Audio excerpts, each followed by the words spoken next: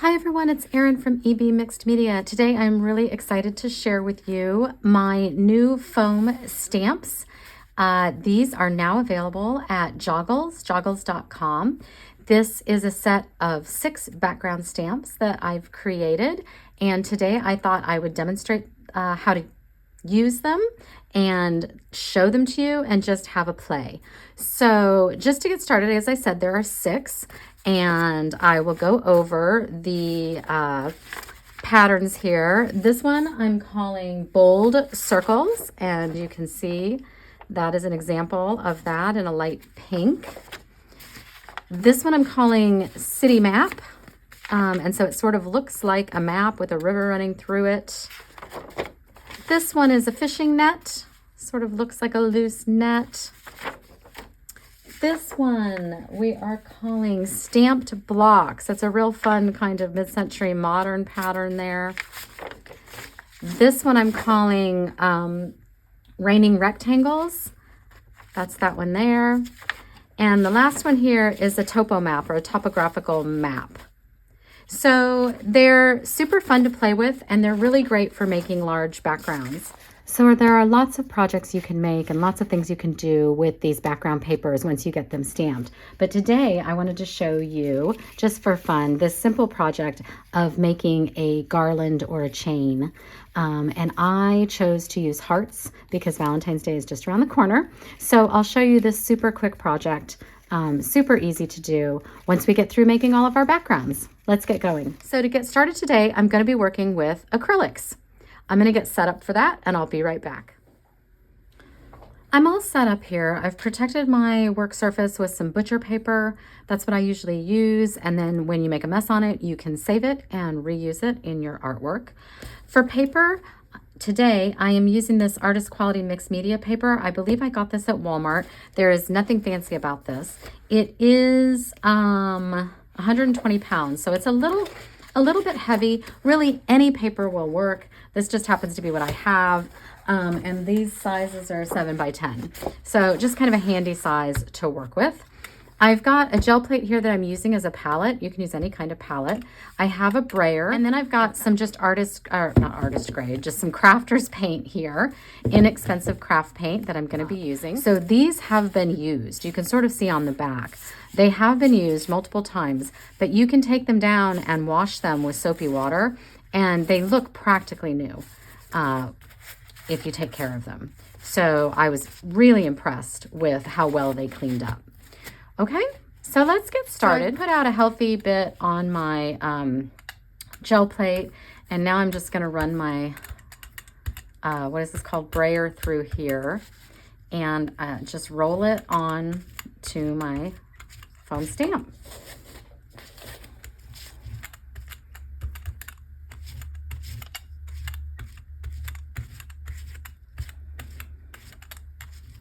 That looks pretty good.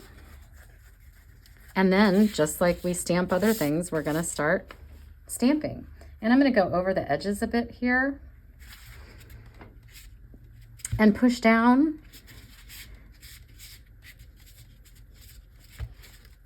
And pull off. And there you go. It's as easy as that.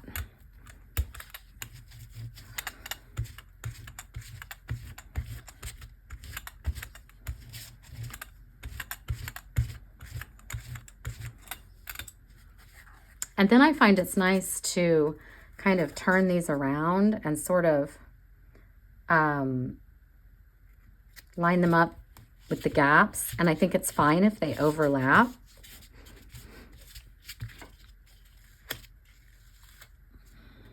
Don't they make a great crisp stamp? I think they're super fun. I may need some more paint to cover this whole thing.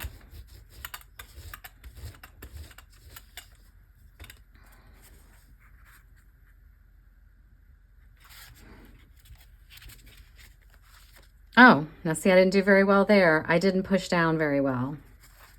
Lesson learned.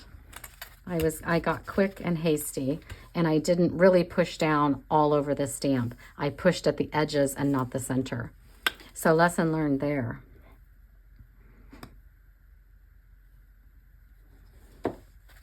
It's okay. This can just be used as a background in something and won't be that noticeable, I'm sure. But if you're wanting to use it, say, for the backing on a card or something like that, where you want the whole thing to be really crisp and clean, you'll want to pay attention, better attention than I just did. Okay, so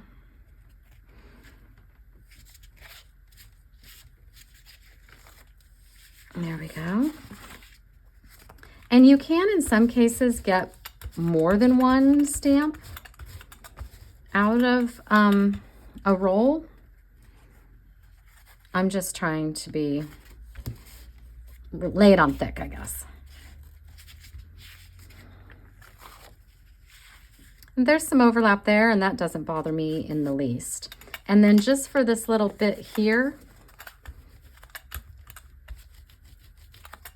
I'm gonna go in like so and just cover up all the little edges. Yeah. Aside from that area, this looks great. Now what I like to do if I'm not continuing on is I get a wet wipe and wipe these off. You don't have to do this. I have neglected to do it and they still clean up fine even when the paint's dry. But I like to, especially when I get too much down here in the creases, I like to just get that excess out. Makes cleanup easier. And just wipe that off a bit. Get the excess with the paper towel. I could have also gone through and stamped again on this surface because then I can use this later. But that's it. That is as easy as can be. And then I'll throw it in some soapy warm water when I'm finished and it'll be clean and good as new. I neglected to mention that this color, if you're interested, is King's Gold. And this is Apple Barrel Craft Paints, which I just picked up at Walmart. I think they also sell them at other craft supply stores. And of course online. Next up, I have this metallic. This is Deco Art metallic paint. It's called Coral. I thought that would be fun. And I've cleaned up my palette. I've put that down. And I'm going to do the Topo Map this time.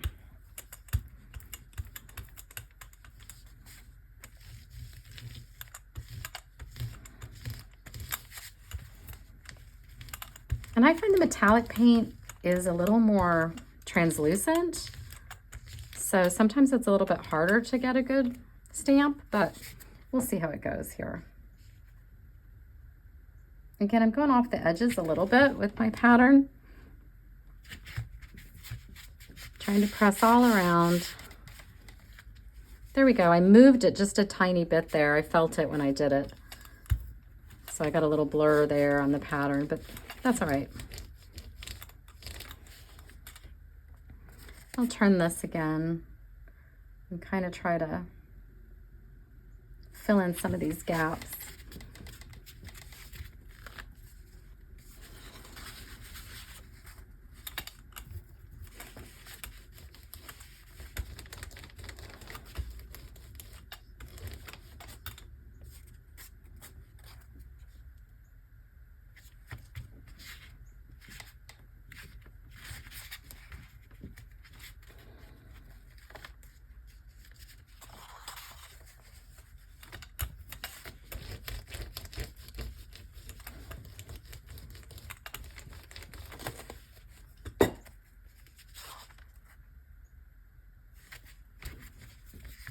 I set that in there.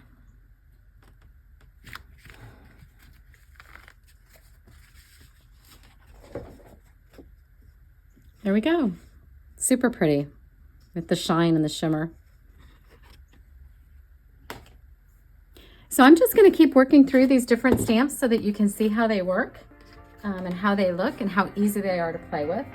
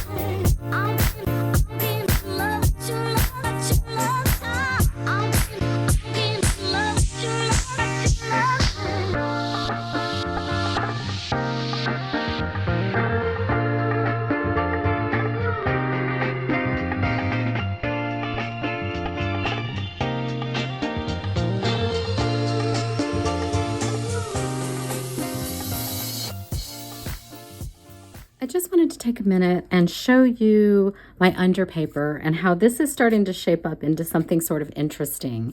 And then also, I'm going to move the camera, bear with me. Can you see over here? This is where I have been rolling off my brayer. And you can see I'm getting some really cool background paper here in all of those colors that we used. So I'm going to save that as well for another project.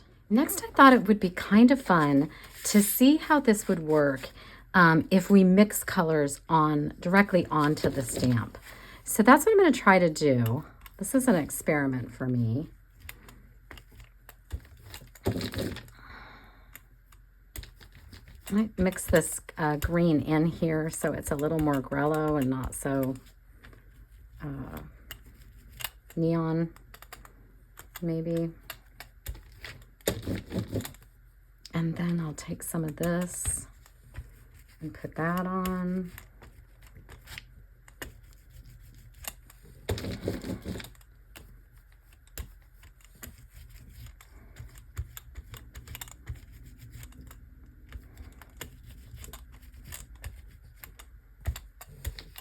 And let's just see how this looks.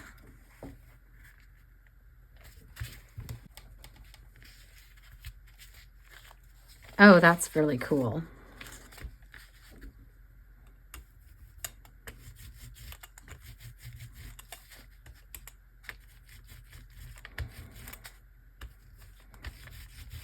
So these colors are all next to each other on the color wheel. So what's good about that is when they mix together, they're going to work together. You're not going to get mud. If you were to do, say, red and green or pink and green, you might get some mud here.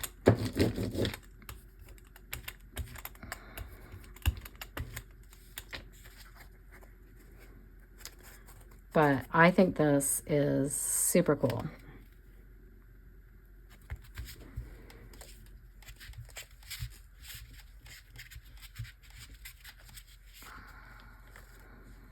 Very cool.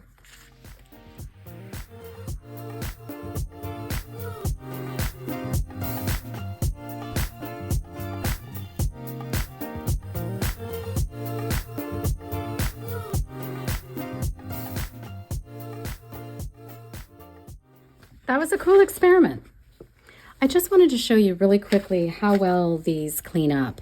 This is just a basin with some warm water and dish soap in it, washing up liquid. I've got it sitting on a towel. This basin came home with me from the hospital when I had one of my sons 20 years ago or so. So this is one of the first ones I did, and you'll remember I wiped it down with a wet wipe. And I'm just gonna stick it in here and kind of just start rubbing it. And I find if I've got the water running as well, that helps. But you can see the paint is just coming right off. A little bit of elbow grease doesn't hurt. Some of these areas it was on thicker. Nope, I just splattered myself in the face. But you can really see how the paint's coming right off and it's looking almost as good as new. Now this is one I did not clean with the wet wipe. I just set it down and I kept working. So let's see how that one cleans up. You can see the paint is just coming right off. Again, with a little elbow grease.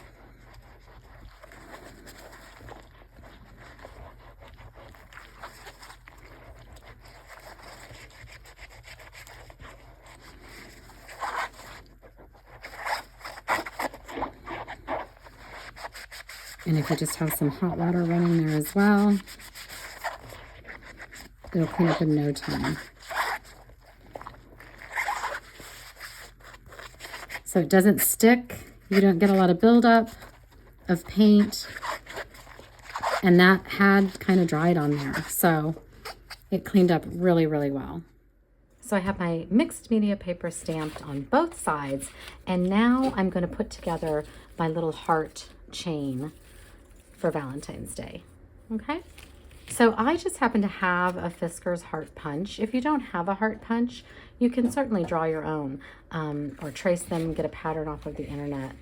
It's easy enough to do. And all we have to do now is start cutting out hearts. This is a great punch. It goes through pretty thick paper pretty easily. It's probably about a 2-inch heart, I guess.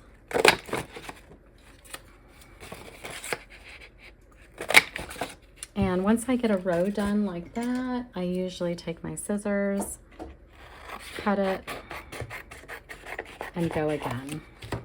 And you can save this as well for something else, perhaps in a journal.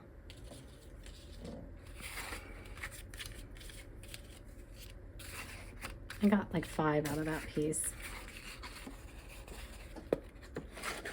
I'll just keep going.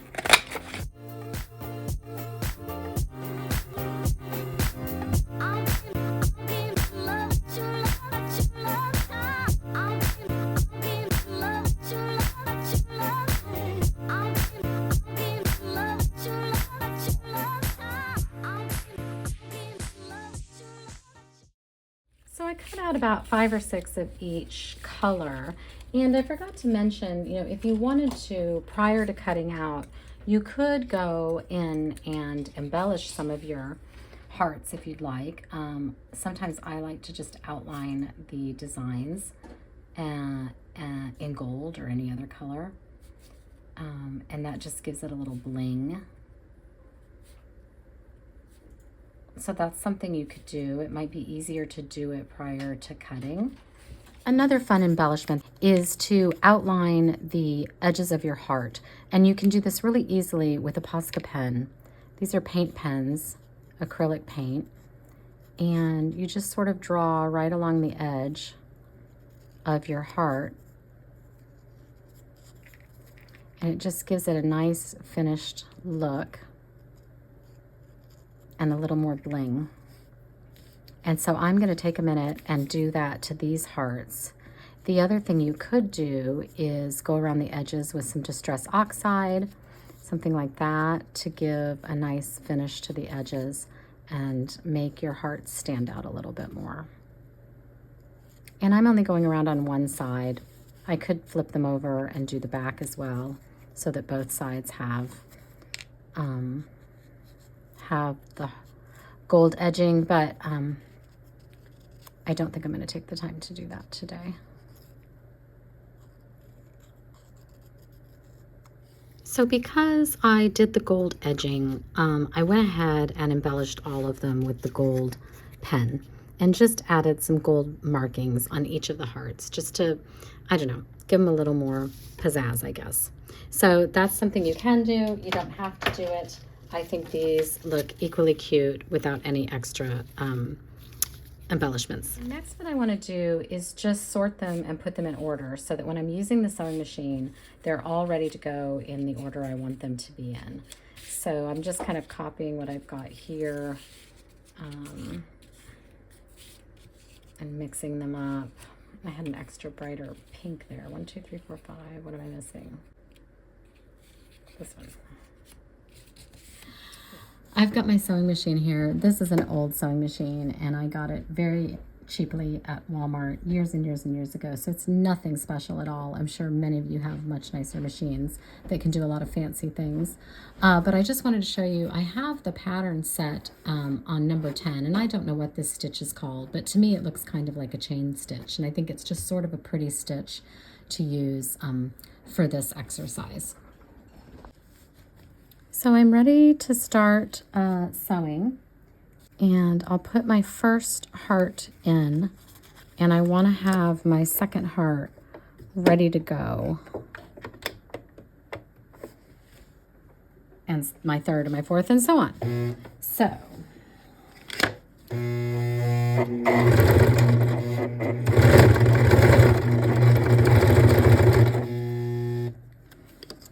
and I'm going to line it right up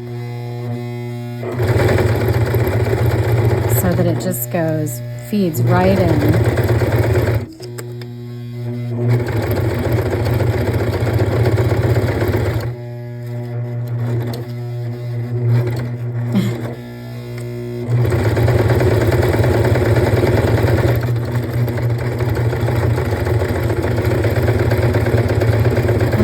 if there's some space between them. In fact, it's probably preferable.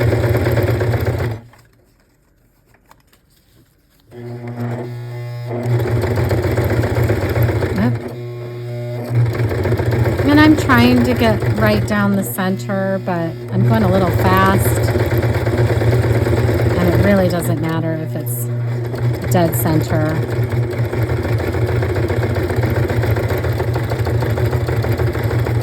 You'll get a groove going at some point once you get started.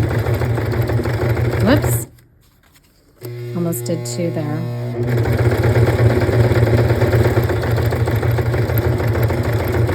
And it really will just pull the heart if you set it there.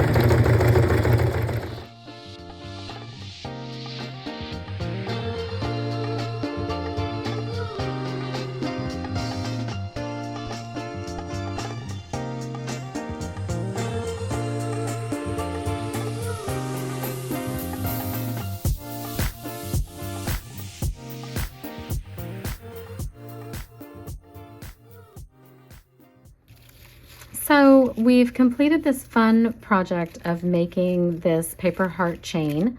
And I just wanted to show you real quick with these offcuts. They're fun to keep. They can be used, you know, on the front of a card or in a journal project or something. But the other thing you can do is cut around them to get the outline of a heart, which can also be used in future projects. And you can do this with any punch. It could be a circle even, or square, or whatever. But it allows you to get another use out of it as well. So these will be really cute using them in future projects. So I hope you enjoyed this simple project of making the heart chain. Mostly I wanted to have an opportunity to share with you my new foam stamps from Joggles.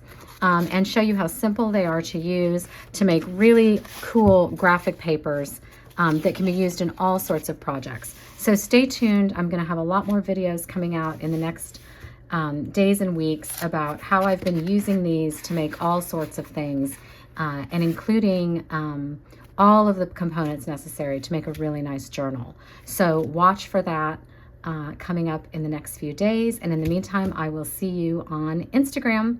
Thanks all. Bye.